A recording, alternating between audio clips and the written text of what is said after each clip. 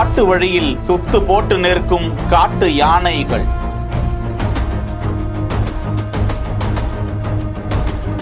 அச்சத்தோடு அமைதியாக பேருந்துக்குள் பதுங்கியிருந்த பயணிகள்.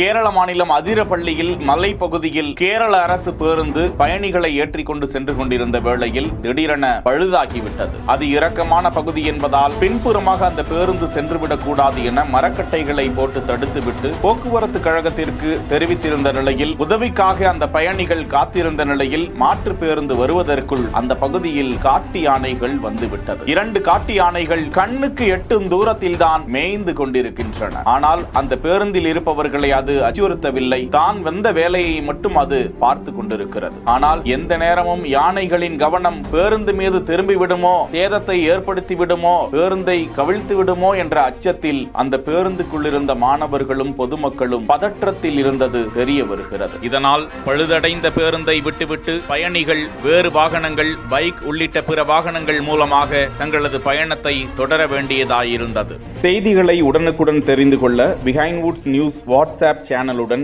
இணைந்திருங்கள்.